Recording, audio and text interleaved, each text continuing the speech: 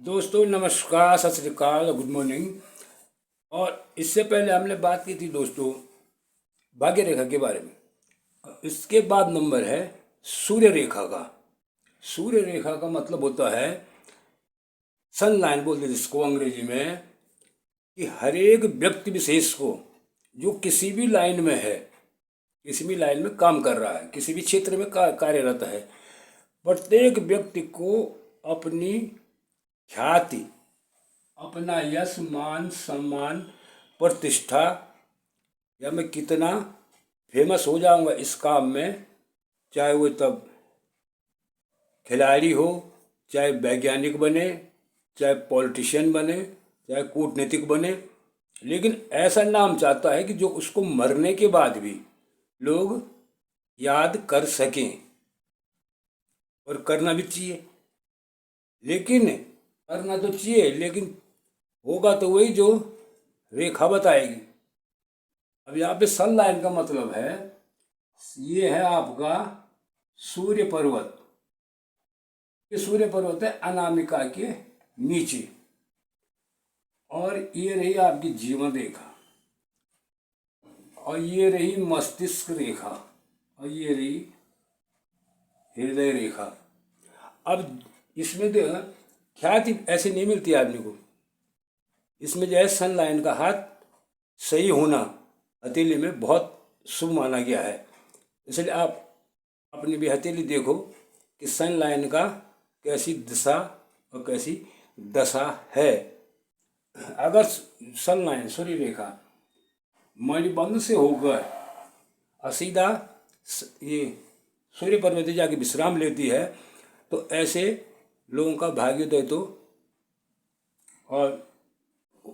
तो होता ही है, लेकिन ऐसे लोग काफ़ी यश, मान, पद प्रतिष्ठा के भागीदार असली यही व्यक्ति विशेष बनते हैं, जिस व्यक्ति विशेष के हाथ में ये रेखा सीधा मणिबंध से होके और सूर्य पर्वत विश्राम लेती है। दूसरी रेखा बनती है हाथ में, सन लाइन जिसके हाथ में है, अगर वो शुक्र पर्वत से चलती है, और शुक्र पर्वत से चलती है जो है सूर्य रेखा पे मिलती, सूर्य पर्वत में जाके विश्राम लेती है, तो ऐसी रेखा वाला व्यक्ति विशेष लव मैरिज करेगा। ये शादी के बाद उसका भाग्योदय होगा। और ज़्यादातर ये देखने में आया है कि ऐसे लोग बचपन में जो हैं कोई इनको गोद ले लेता है, और उस गोद लेने के माध्यम से जो है ये काफ़ी उन्नति करते हैं अपनी लाइफ में। तीसरी रेखा आती है इसमें, जो रेखा चंद्र पर्वत से चल के और चंद्र पर्वत से चल के सूर्य पर्वत जाके जो लाइन समाप्त होती है, ऐसे लोग जो हैं यहाँ पे, ऐसे लोग जो हैं ये तो सबसे पहले आलसी होते हैं ये। और ऐसे लोग जो है सूर्य रेखा वाले शान, शौकत, दिखावा, ये इनमें अत्यधिक पाया जाता है। इसके अलावा ये शान, शौकत और उसकी वजह से ये काफ़ी फेम में आ जाते हैं, लेकिन कर कुछ नहीं पाते हैं। तीसरी रेखा होती है इसमें, जो रेखा मस्तिष्क रेखा से निकल के और सूर्य पर्वत पर जाती है। ये रेखा बनाती है मनोवैज्ञानिक हो, दार्शनिक हो, चिंतक हो, बुद्धिजीवी हो, सारे यशमान पद प्रतिष्ठा जो है ऐसे व्यक्ति के पास में ही रहती है। इनका मार्गदर्शन जो है दुनिया भी करती है, राष्ट्र भी करता है, समाज भी करता है। ये ऐसे ये मरने के बाद भी ये याद किए जाते हैं पग पग पे, हर मिनट इनको जो बुद्धिजीवी लोग तो जरूर याद करते हैं। ये ऐसी निशानी छोड़ जाते हैं जिनके पद चिन्हों पे जो है सबको चलना ही पड़ता है। जिनकी सन लाइन जो है, सूर्य रेखा जो है, ये मस्तिष्क रेखा से निकल के चलती है। और एक रेखा और होती है जो यहीं पर से जो है हल्थ लाइन, हृदय रेखा में से निकल के कहीं से भी, यहाँ से निकले चाहे यहाँ से निकले, कहीं से भी, और सूर्य पर्वत पे जाती है यहीं पर से निकल के। ऐसे लोग जो हैं बुद्धिजीवी ये भी होते हैं, लेकिन ये परोपकार की भावना, ऐसे व्यक्ति विशेष में परोपकार की भावना बहुत ज़्यादा होती है। और परोपकार से ही ये जो है समाज सेवा बोलो या कोई भी सेवा कहो, इसमें ये बड़े माहिर होते हैं, ऐसे मिलनसार भी होते हैं ये। इसलिए ये जो है समाज में काफ़ी नाम कमा देते हैं। और एक रेखा होती है इसमें, जो रेखा बीच में से निकलती है, यहाँ बीच में से निकलती, कभी कभी सन लाइन सूर्य रेखा और सीधा पहुँचती है सूर्य पर्वत पे।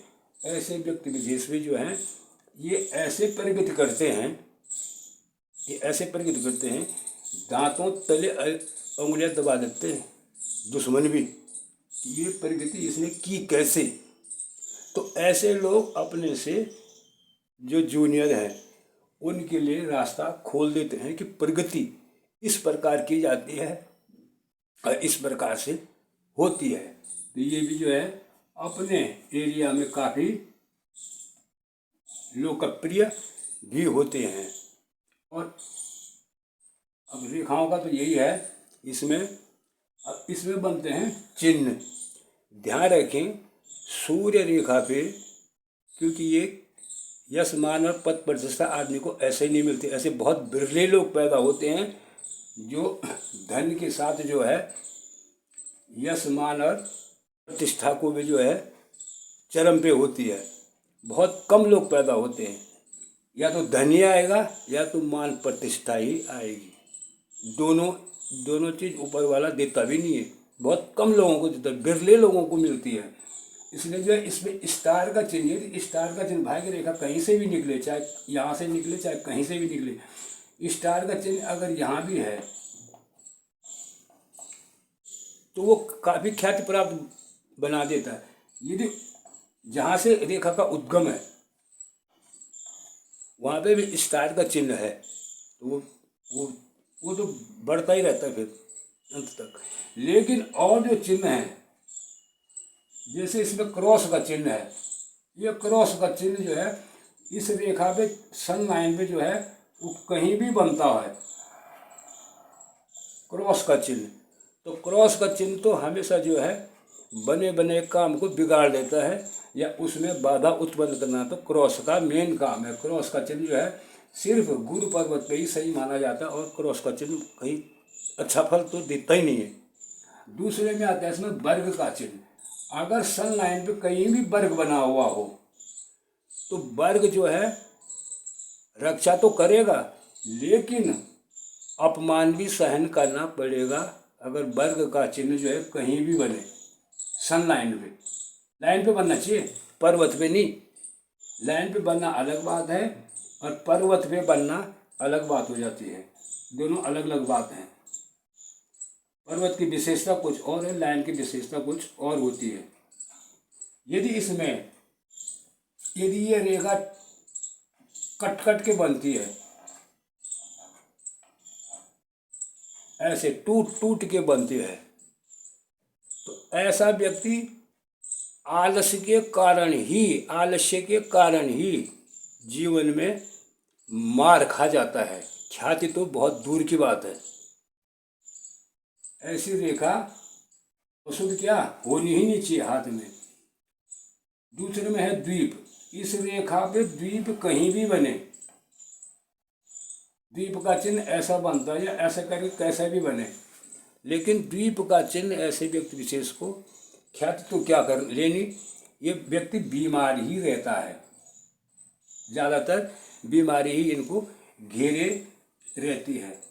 और जंजीरदार रेखा, यदि ये रेखा कहीं से भी निकले, लेकिन ऐसे जंजीर करके बनी हुई रेखा, जंजीरदार, ऐसी जंजीर से भी रेखा बनती है, ऐसे जंजीर लेके बने, तो ये तो जो है पग पग पे बाधाएं और परेशानी का सबब तो यही रेखा है।